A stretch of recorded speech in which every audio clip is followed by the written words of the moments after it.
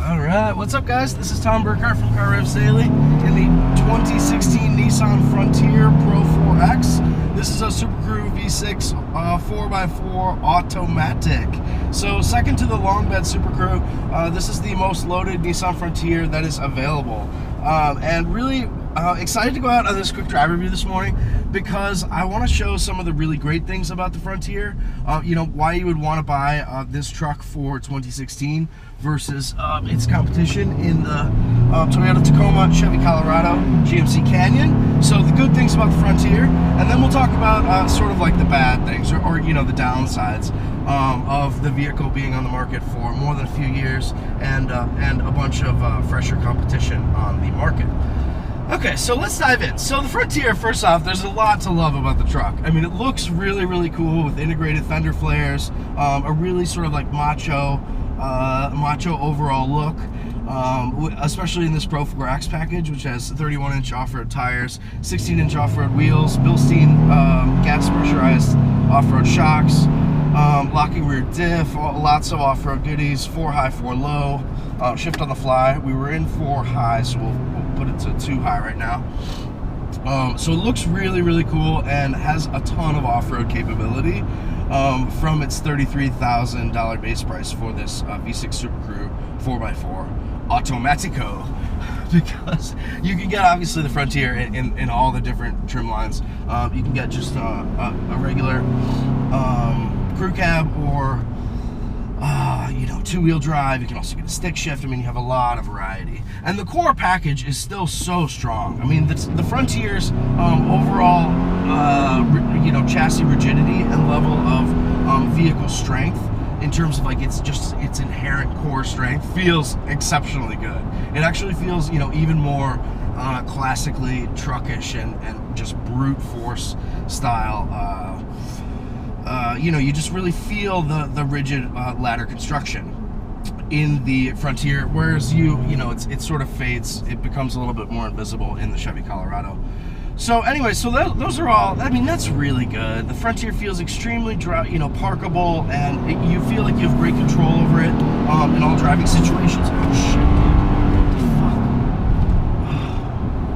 fuck? Excuse me, sorry, that I don't. Anyway, so yeah, you feel like you have great control. I really like a lot of the actual control layouts. I mean, this, like the steering wheel, I mean, this is from very similar to a G35 that I drove in 2004, 2003-ish.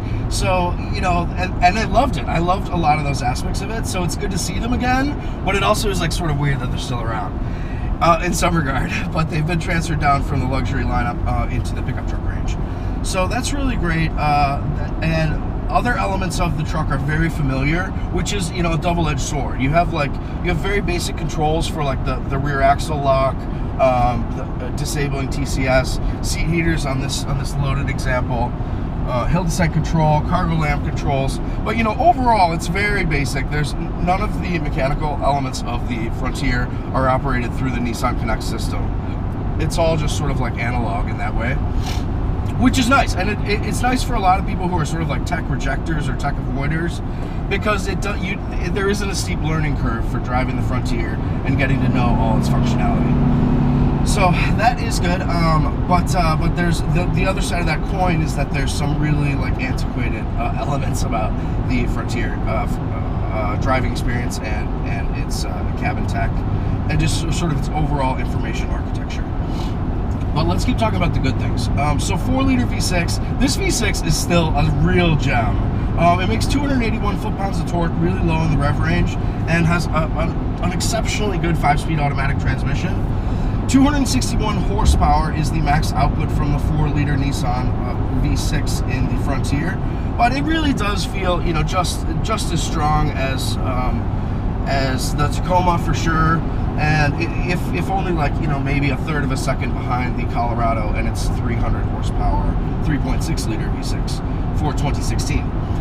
So, you know, it really does feel good. This is a really good powertrain. It feels immensely capable, super trustworthy. With just one up like we are right now, I mean, it actually feels pretty quick and energetic.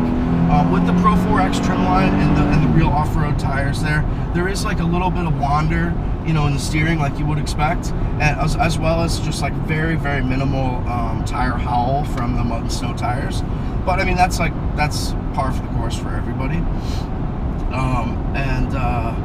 Same goes for overall isolation and refinement on the road. While like actually at cruising speeds with cruise on, you know, at 60, 70, 80 miles an hour, the Frontier is actually pretty refined. We'll go down this road here. It's pretty refined in terms of wind noise and road rumble, but there's very little sound insulation in the front firewall. So like you really hear the engine, you know, so that's good and bad. But we'll do a brief little launch demo here. Car coming up behind me. So it needs a little more mid-range torque, I think, to really compete with the fastest mid-size pickup trucks around lately. But feels supremely confident and capable, and it's not a pickup truck that is going to be hard to drive for people who have driven cars most of their life. It doesn't take any kind of like 3-stage parking maneuvers just to park in a parking lot like you would have to do with an F-150 pretty often. Or a Silverado or any of those things. So those are all like core benefits of the Frontier. Looks really cool outside despite, you know, not having like LEDs or a lot of fancy tech. It drives really nicely. It feels just sort of like your truck, like you really trust its handling right away, kind of inherently, which is nice. And the cabin is also really easy, straightforward, you know, a classic approach to a lot of the tech solutions. Okay, so the downsides of the Frontier for 2016 are that it is still like pretty pricey based on its sticker prices. So all of this is like, you have to consider all this stuff in the while considering also that, you know, the pricing into the equation and the value proposition there. So I mean, it would be fine if the Frontier were like, you know, kind of dated in a lot of its tech stuff, if this were a $30,000 truck. But it's not. I mean, this thing, we have a $33,500 base price for the V6 Super Crew Automatic Pro4X, but that goes up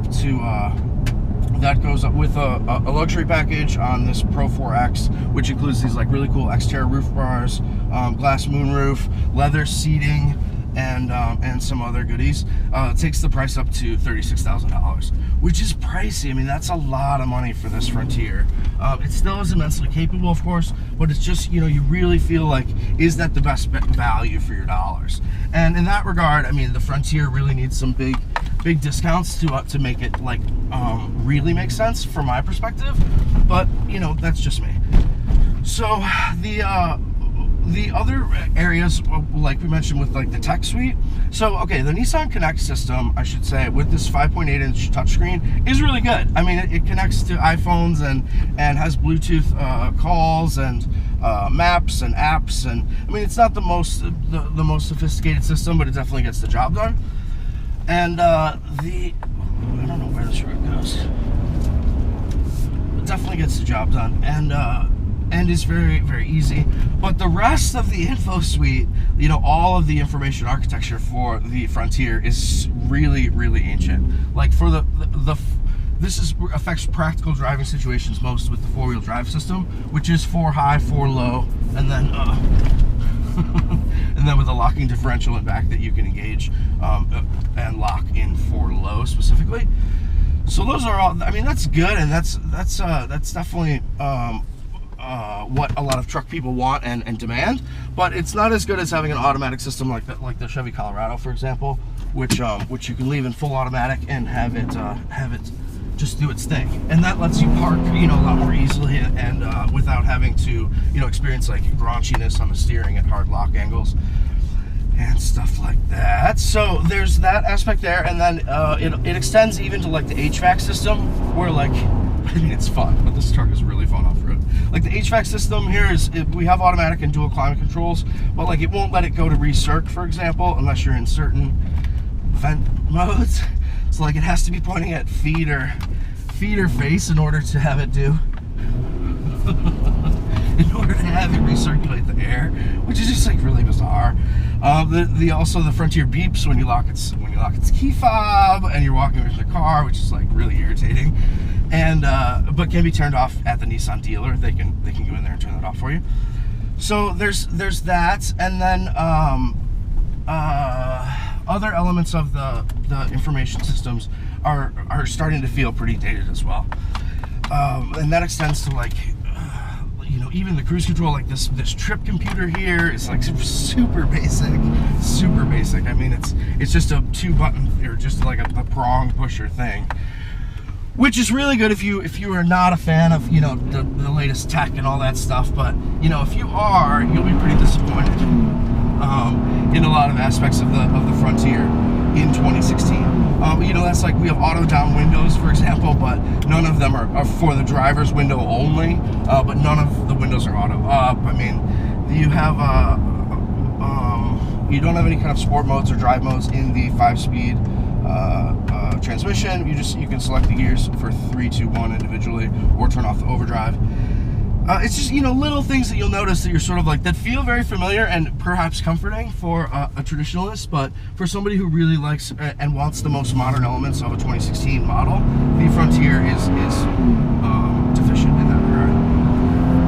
But overall, it's like a really fun truck. Feels really good. Feels like your truck, sort of like after you drive it for a little while. It's just like you could do anything, you can go anywhere, you can pull people out, you can just go deep into the woods. I mean, dogs love trucks for a reason. It's because it makes their owners, really engage with the outdoors and take more adventures with them.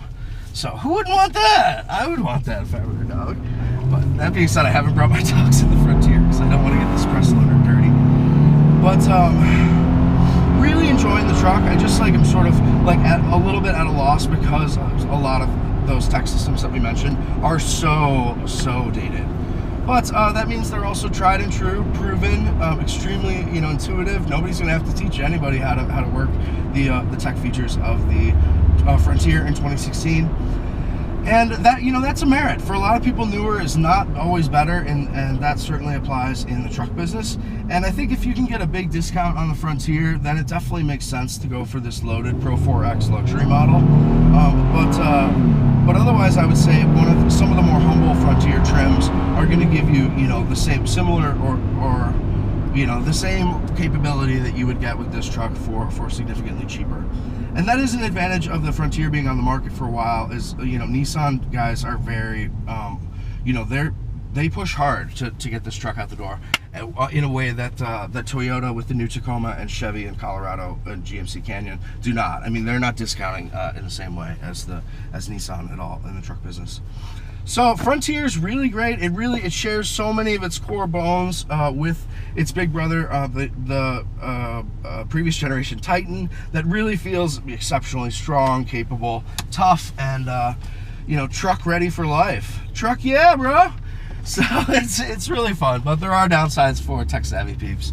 But the upsides, I think, do sway it as long as you can get a good deal. All right, check out the full review over at car-revs and we'll see you guys later. Thanks.